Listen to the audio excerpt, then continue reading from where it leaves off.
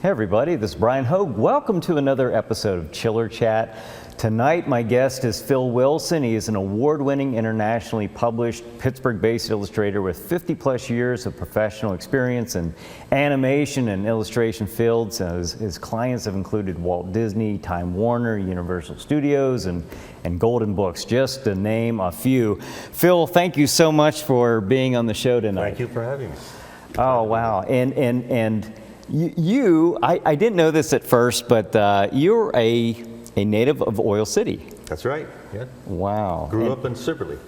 Now, how did it come to be to where you started in Oil City and ended up in Pittsburgh doing what you do? Well, right after high school, I wanted to go to art school, and the closest art school at that time was the Art Institute of Pittsburgh, Okay. which had a great reputation. So I applied there and got in, and was there from '66 to '68. Okay. And then looked around Pittsburgh for a job and went from door to door and couldn't find any work there. And everybody said, well, we like your work, but we hear they're hiring in Cleveland. So I thought, well, I'll go to Cleveland. So I went to Cleveland and spent a week going from door to door there. And they said, well, we like your work, but we hear they're hiring in Pittsburgh. I said, I'm from Pittsburgh. So I ended up ready to come back to Pittsburgh when I got a call on the last day that week I was in Cleveland. And they said, well, we do have an apprentice job opening at this one studio. So I went there and spent a month there, which felt like a year. And another opportunity opened up in Pittsburgh, and I did get back to Pittsburgh and worked there at the Allegheny County Graphics Department. Okay. Which is where I met a friend of mine, Jim Allen, and we started playing around with animation because we both had an interest in that. And eventually then opened our own studio. Okay. Well, one of the things, of course, that ties in with this show and my interest in your art, and of course our viewers would love to know, is you have worked on Creepshow and Creepshow 2, and now the new and now Creepshow TV series. How did you, now for the first Creepshow movie in 1982, you did the animation background work. Yes, there was only about maybe 2 or 3 backgrounds in the original film. Okay. Yeah. And of course, the Creepshow movie is a homage to the old EC comics, the old horror comics like Tales of the Crypt and the Vault of Horror and the Haunt of Fear and stuff like that. So, how did you get involved in that first movie with George Romero and Stephen King? Well, when we had our studio, we were busy working on a half-hour TV special for another client, and we both, myself and my business partner, both knew Rick Catazone, who had a studio in downtown Pittsburgh, and we made him the offer to come out and join us, and we could share equipment and staff people and work on each other's projects. And at that time, he had just gotten the contract to do the first Creepshow feature. So that's how I ended up helping him on the background work with that. And then later, 5 years later, when Creepshow 2 came around, they wanted a lot more animation in that. So we had more opportunity to do a lot more. And I did several dozen backgrounds for that, and also a goodly chunk of animation involving the character Billy. Yeah. So that's how that worked. Wow. And speaking of the animation for Creepshow 2, Phil was kind enough to, and I'm still, my mind is still blown from this. This is an actual animation cell from the movie, and I'm actually even nervous holding it, but you've given this to me as a gift, and that's incredible. This is Rhino the Bully, right? And I remember, of course, this kid certainly gets his comeuppance at the end of the movie by being devoured by the huge plant monster. They eat meat. So, but what was that like? How long did that process take to work on? Well, let's go with the first Creepshow movie. How long did it take from the beginning of that process to the end for you to work on? From my end of it, not that long, because as I said, I only did maybe 3 or 4 backgrounds for that, so just a matter of a few days for me. But and we were working on our Helen half-hour special at that time, so we were otherwise involved. But on the second Creepshow film, that we were quite involved with that over a period of, I'm going to say, several months, as I recall. I can't remember the exact date from when to when, but I know they kept us busy for a good while, because that also overlapped our second TV special that we did. And then, of course, there's other small projects that come in from time to time, TV commercials and things. You have to put things aside or do double duty, you know. So it all is a blur after a while. It just it's a whirlwind. Well, now for the characters, did you or Rick Catazone, did you guys design the look of these characters, Billy and Rhino here, and yeah, that was mainly Rick Catazone's end of the deal. He was the head animator, and he designed most of the characters. Although he had a couple of fellows helping him, Gary Hartle, who I mentioned before, who went on to work for Warner Brothers. He designed some of the main characters, and Ron Friends, who was a Marvel Comics artist now, also did some design. What about the Creeper? That was Rick. Rick did okay. that. He liked that. He enjoyed that character. Now I understand Tom Savini actually played that character in the movie, but he didn't do the voice, but he actually was in the makeup and the costume. So that's interesting. When you were growing up, did you or even into your young adult years, did you enjoy the EC comics? Did you ever read that or get into those? I did. I was a big fan of the famous Monsters of Filmland magazine in my high school days, and then I got into Creepy magazine. Yeah, I still have issue number 1. Do you really? I do, yeah. Is it in mint condition? Well, it's not too bad, but. People actually read them back then, you know? Sure, absolutely. And of course, I was always a fan growing up with the Universal films. You know, I was a dedicated viewer of Chilly Billy on Saturday night, and I always waited for the Universal films to come up, and the Hammer films and sort of. So yeah, I was always a fan. Yeah. Well, you can tell. Well, with your work with Disney. Like in your dinosaur work, and we'll look at some of that here very shortly, but you can tell a lot of heart goes into that, you know? And my question, I've always wondered about this, because like I went to the Art Institute of Pittsburgh also. In fact, Rick Catazone, turns out he was one of my instructors back in the early 90s, no, 93 to 95. I had him for an animal anatomy course. So because you know the anatomy is obviously, if you're going in animation or even your illustrations, that anatomy has to be very accurate. Very important. And in the comic book world too. I mean, really, that's everything. Yeah. So I've had Rick Catazone as an instructor there at the Art Institute of Pittsburgh, but you can tell that you are really passionate about the things that you're painting. But if you were employed to work on something like that you didn't have that much interest in, would that, I don't know, how do you do that as an artist? Oh, I've done it. You don't put your heart and soul into something like that quite as much. But I mean, I've done an awful lot of advertising work too over the years, and you know, you do airbrush illustrations of cross sections of air vents, or how a air conditioning works or something, you know. It's work, and you do it. You know, when you get a little bit down on something like that, and you think, well, you know, you could be bagging groceries or something instead of this. So you try to look at it philosophically. And, you just do it. You try to put as much enthusiasm into everything, no matter what it is. But if it's something you really like, of course, then that just, the creative juices really flow then. Like the monsters and the dinosaurs. Exactly. And Disney. But now, one of the things is, before we look at some of your artwork, one of the things that is so fascinating to me, I'm excited about, is the new Creepshow TV series on Shudder, on the Shudder channel. And we just got that, my wife Ava and I, we just got that like a week or so ago, because I knew you were coming onto the show, and I wanted to watch these anyways, because we talk about this on my Chiller Night Live pre-show, some of the viewers and I, but that is, I was so happy when I heard that Greg Nicotero was bringing that TV series back, you know, called Creepshow.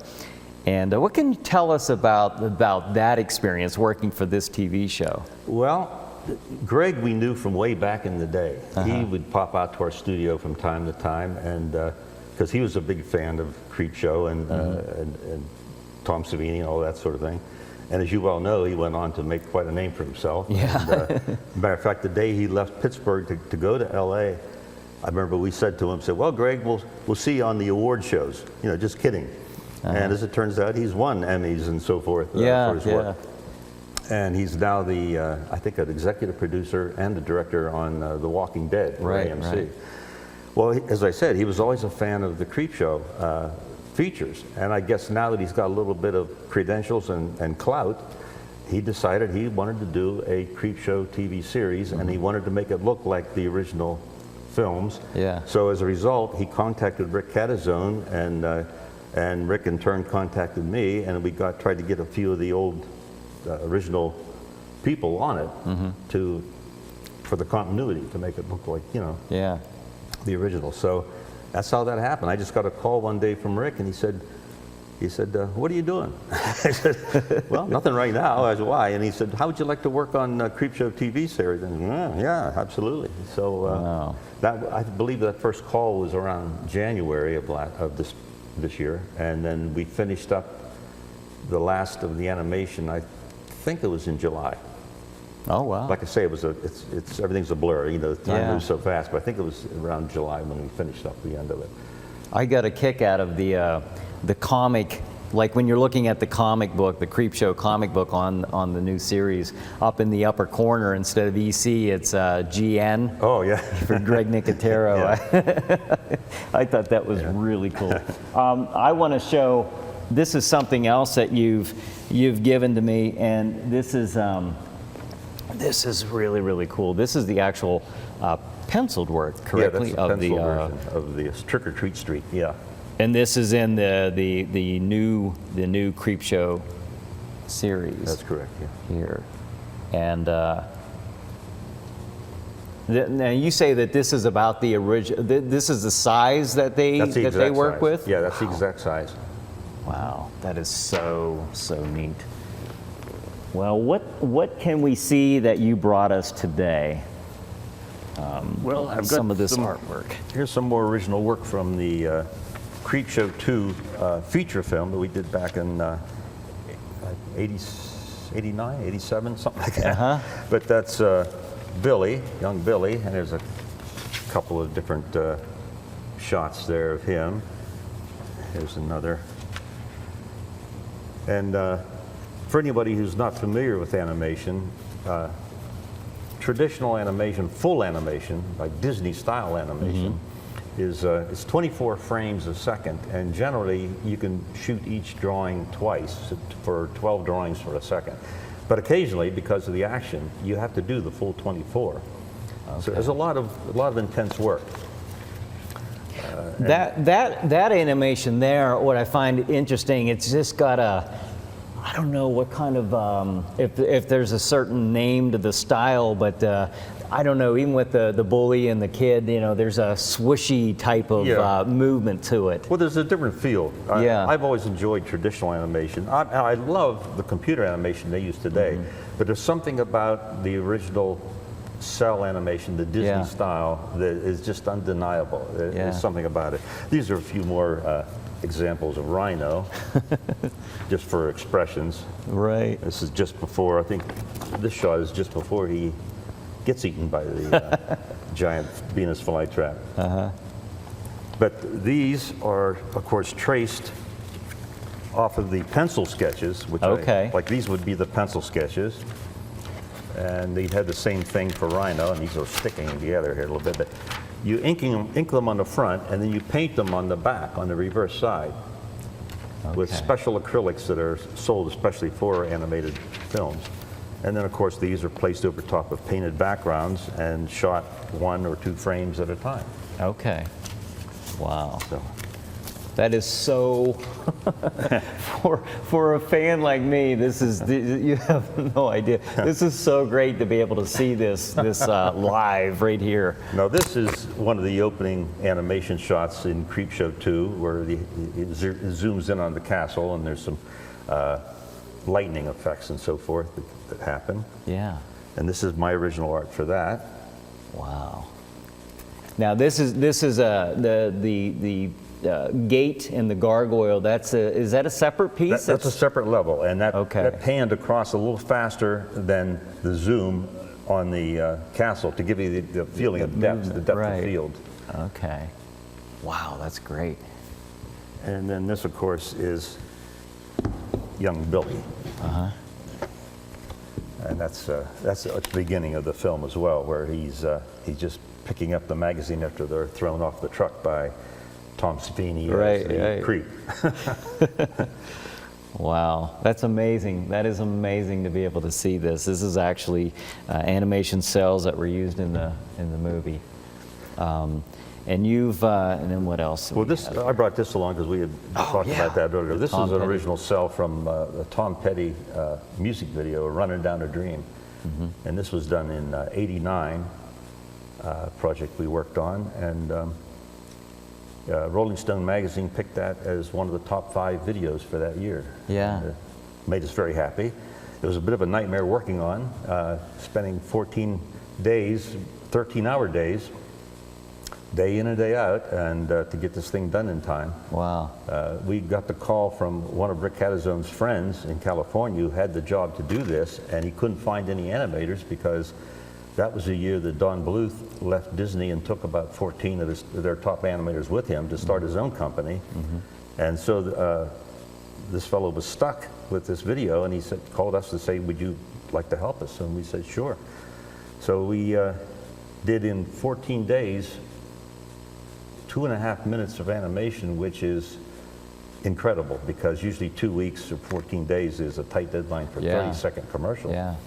But it was worth it in the end. A lot of satisfaction out of doing it. Yeah, that was a strange video. It was kind of an Alice in Wonderland meets King Kong and all. Well, yeah, these actually, it was fairy tale type of. Yeah, it was sort of based on the old Little Nemo in Slumberland. The old what's his name? The guy that did Gertie the Dinosaur. I can't think of his name. McRae, or whatever his name is. I don't know. I can't think of his name. But that's what it was based on. Oh, okay. Yeah. Okay, I didn't know that. So that was interesting. And the fact that it was black and white helped because of the tight deadline. We didn't have to worry about color relationships or anything like that. Just worked straightforward. But our suppers consisted many a day of a piece of pizza and a Coke while we were still working on the board. Yeah. So it was an intense time. I can't even imagine when I was working on the animation puppets, with the animatronics, not the armatures. I mean. Yes. Just to do a few seconds of that was so time consuming. I don't know if there's a different process they use nowadays. I'm sure everything has a new process now, but back in the early 90s, just to do that was hours upon hours upon hours. I can't imagine. Now that's an already made puppet. Yeah. And I can't imagine how painstakingly time-consuming that was to actually have to draw all that stuff out. It really is. So. Yeah, it is. But it's interesting because it's the only art that you can actually see come to life. Yeah, It's a combination of all the other arts. So you've got illustration, you've got filmmaking, you've got acting, music plays a part.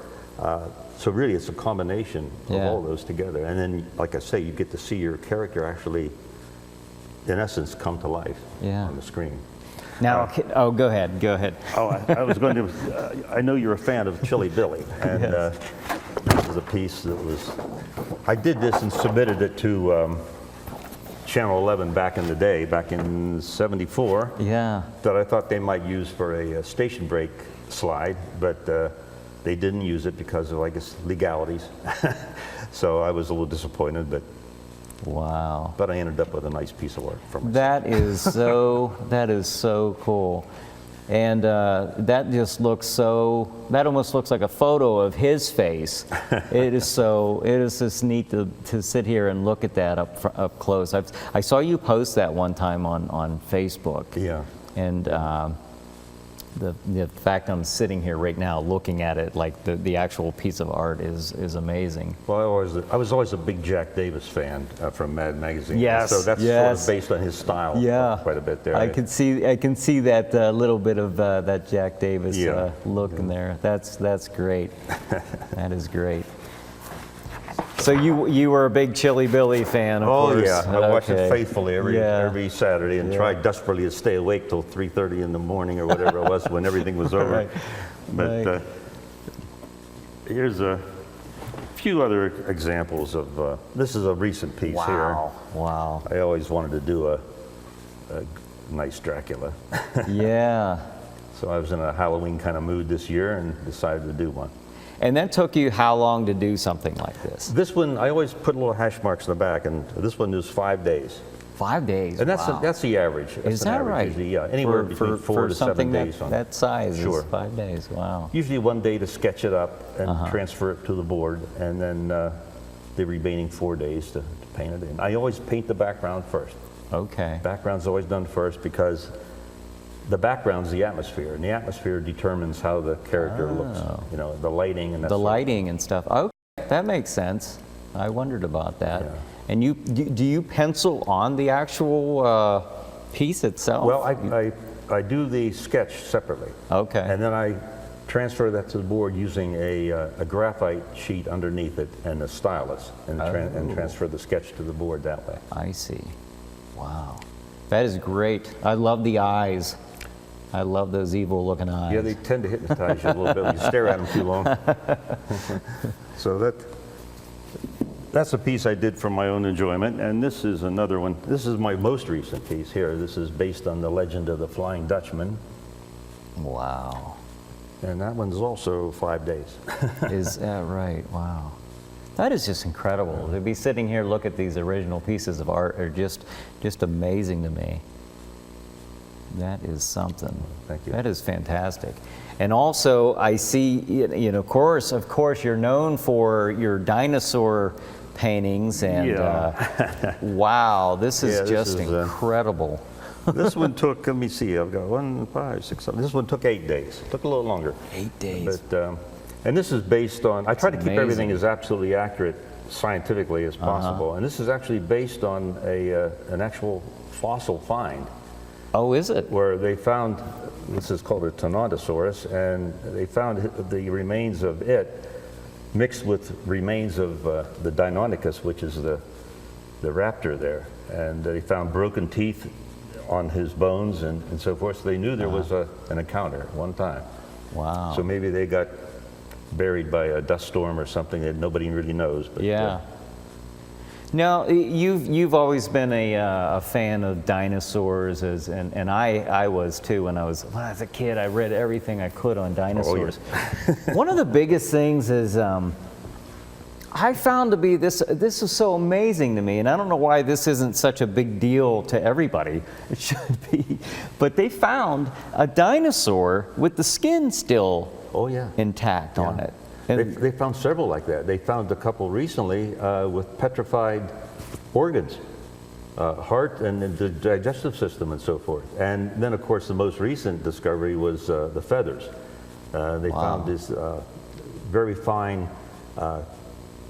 sandstone fossils in China where they found the first evidence of feathers on things like T-Rexes and so forth. Is that right? Wow. Yeah. So it's a whole new way of looking at them now. Yeah. T-Rex is just a big, mean, giant chicken. Yeah. So when you see a robin in your lawn or in your bird bath, you've got a dinosaur in your bird bath, basically. They say that the modern birds are really relatives of the dinosaurs. They're living dinosaurs. Is that right? Scientifically, wow. yeah. So. And then you have, is this a T-Rex? Speaking of T-Rex? This is a T-Rex here with a little bit of mild feathering on him. The feathers weren't full flight feathers. Oh, I see. They were sort of a hairy, kind of an emu type of covering. So that, yeah. Wow. And of course, that's the classic battle between the T-Rex and the Triceratops. Triceratops, wow. He was always my favorite, the Triceratops. Yeah. Now, when did you do this? Was this for something, or did you Well, just these something that you love to do? Yeah, these are things I just do in between paying jobs, but then these always pay off eventually because I get contacted from book publishers, magazine publishers who need a certain image. They say, do you happen to have such and such? And I say, well, I've got 2 or 3 different versions of that, and I send them JPEGs, and then they pick one and buy the usage rights. I've done a couple, well, I've done several dinosaur books, but 2 or 3 of them were done exclusively on existing art. So I didn't have to lift a finger. I just sold them the publishing rights to them. Oh, wow. And so it made it for an easy contract. Now you have, we just have a few minutes left, but I know that you've done, of course you've done so much work with Disney and the characters, and you've done the plates, the commemorative plates, and do you have any favorites? I mean, you do your monsters, the dinosaurs, Disney. Do you have any favorites, or is that like asking who's your favorite kid? Yeah, it's really hard to pick. It's really, I mean, I've been very, very fortunate, and I would have been happy if all I ever got to do was the dinosaurs, and I would have been happy if all I ever got to do was the Disney. And to think that I was able to do both of my biggest joys, among everything else. I mean, I feel honored to have been able to work on the Tom Petty video, and to be able to be involved with the Creepshow franchise. Yeah. It's just been fun. It beats having a real job. Well, and Creepshow got picked up for a second season. Will you be working on that as well? Yes, it will. Yeah. Okay. Yeah, we'll be looking forward to that. Hopefully, shortly after Thanksgiving. I'm hoping. We don't know for sure. We haven't heard the word yet. Okay. But, most likely, I would imagine. I would think. Yeah, time-wise. We found out that it actually broke all subscription viewership records for the Shudder network. Wow. The Creepshow. Oh, I can believe it. That's incredible. And besides that, any other future products or projects that you'd be working on? Whatever comes down the pike. Okay. I'll be ready for it. Well, how can people see your artwork? How can they get online, maybe, and look up your work? Well, I post a lot of stuff on my Facebook page. I have a lot of work on the site for the Pittsburgh Society of Illustrators. That's pittsburghillustrators.org, O-R-G. And I also have a good amount of work on my agent's site. His name's Cliff Connect. And if you look him up, it's K-N-E-C-H-T. Okay. And he's my agent, and I have work on there. So those are the 3 sites mainly that I'm featured on. Great, fantastic. Wow, this was such a great episode for me to do, and it was so nice to get to meet you and to see this artwork live. Is just such a thrill for me. Thank you so much. It's been such a pleasure. Thank you for the animation cell. I was just wanting to be able to see one. I had no idea you were going to actually give me one. So, wow, that's incredible. One of only several thousand. So. Yeah, well, still, to me, it's fantastic. So, thank you so much, and thank you so much for joining us tonight. It's been a real pleasure doing this episode here with Phil. So, thank you, everybody. Have a good night. Have a good chiller night. We'll see you next week.